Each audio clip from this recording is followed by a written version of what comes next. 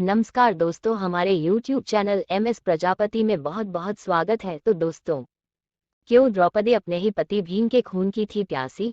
द्रौपदी क्यों भीम का वध करना चाहती थी? महाभारत काल के ऐसे कई रहस्य हैं जिन्हें बहुत ही कम लोग जानते हैं। इन्हीं रहस्यों में से एक है जब द्रौपदी अपने ही पति भीम को मारना चाहती थी। मगर द्रौपदी अपने ही पति की मृत्यु क्यों करना चाहती थी, और वो भी उस पति की जो उसे सबसे ज्यादा प्रेम करता था और उसके हक की लड़ाई में सबसे आगे खड़ा रहता है। पांडवों को कैसे पता लगता था कि द्रौपदी के साथ कक्ष में कोई है? दरअसल पांडवों की पत्नी द्रौपदी मां काली का रूप थी। इस बात का ज्ञान अर्जुन को था, जिसके बाद एक दिन अर्जुन द्रौपदी के कक्ष में गए।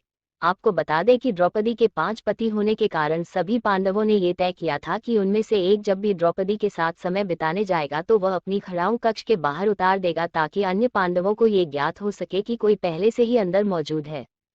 लेकिन इस दौरान अर्जुन की बाहर रखी खड़ाऊ भीम ने देखी ही नहीं और वो झट से कक्ष के अंदर चला गया।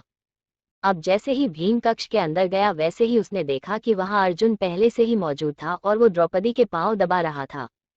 ये दृश्य देख भीम आग बबूला हो गया और उसने अपने गदे से अर्जुन पर प्रहार कर दिया। युधिष्ठिर कैसे भीम को शांत कराते हैं? कुछ शोर सुनाई देने पर युधिष्ठिर कक्ष में पहुंचते हैं और भीम से कहते हैं कि ये तुम क्या कर रहे हो? क्यों तुम अपने छोटे भाई को मार रहे हो? भीम युधिष्ठिर को बताते हैं कि उन्होंने अर्जुन पर इसलिए प्रहार किया क्योंकि वो द्रौपदी के पांव दबा रहे थे। उन्होंने आगे कहा कि क्या कोई पति अपनी पत्नी के पांव दबाता है? अब युधिष्ठिर को भी ये ज्ञात था कि द्रौपदी मां काली का ही रूप है। इसलिए वो भीम को चुप कराते हुए कहते हैं कि यह अर्जुन और द्रौपदी का आपसी प्रेम है, किसी को भी इसके बीच में नहीं पड़ना चाहिए। बड़े भाई द्वारा ये बात सुनने के बाद भीम महल से ही बाहर चले जाते हैं, लेकिन वो अभी भी इस बात से क्रोधित थे कि अर्जुन ने ऐसा क्यों किया। क्रोधित भीम अब महल में कभी वापस नहीं आना चाहते थे और सुबह से चलते चलते अब भीम को रात हो जाती है। ऐसे में भीम एक पेड़ पर आराम करते हैं। अब भीम विश्राम कर ही रहे होते हैं कि तभी रात 12 बजे वहां एक व्यक्ति आता है और घास के मैदान में पानी देने लगता है। उस व्यक्ति द्वारा ऐसा करने पर भीम की नींद खुल जाती है और भीम वहीं पेड़ पर बैठे हुए ही ये नज़ारा देख रहे होते हैं। धीरे धीरे वहां एक सभा लगने लगती है। इस सभा में भगवान शिव, ब्रह्मा जी और इंद्रदेव समेत कई देवता शामिल होते हैं और इस सभा को संबोधित कर रहे होते हैं भगवान श्री कृष्णा। तभी भीम देखते हैं कि इस सभा में द्रौपदी आती है, जिसका मुंह खून से सना होता है और साथ ही उसके एक हाथ में खप्पर और दूसरे हाथ में कटार होती है। द्रौपदी को बिना अपने पतियों के अकेले देख भीम और आग बबूला हो जाता है, लेकिन वो वहीं रहकर ही ये सब दृश्य देख रहा होता है। विकराल रूप में आई द्रौपदी तभी सभी के सामने कहती है कि माधव मेरे सखा हैं और उन्होंने मुझसे ये वादा किया है कि वह मेरा ये खप्पर खून से भरवाएंगे। इसके बाद द्रौपदी कुछ ऐसा कहती है कि भीम उसे सुनकर दंग रह जाते हैं। द्रौपदी कहती है कि मैं चाहती हूँ कि मेरा आधा खप्पर भीम के रक्त से भरे और आधा कुरुवंश के रक्त से। ये सुनने के बाद भीम को द्रौपदी का असल सच ज्ञात हो जाता है। उसे पते लग जाता है कि द्रौपदी कोई और नहीं बल्कि मां काली का ही रूप है।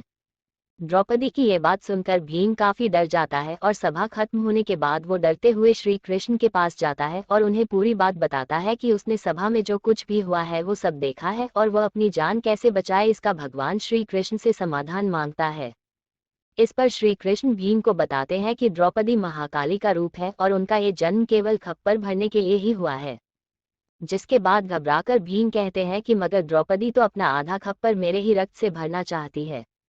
जिसके बाद श्री कृष्ण भीम को इसका समाधान बताते हुए कहते हैं, हे भीम, तुम चुपचाप अपने कक्ष में जाओ और भोजन मत करना। चाहे जो जाए, जब तक द्रौपदी तुम्हें भोजन के लिए मनाने न आए तब तक तुम अन्न को हाथ भी मत लगाना।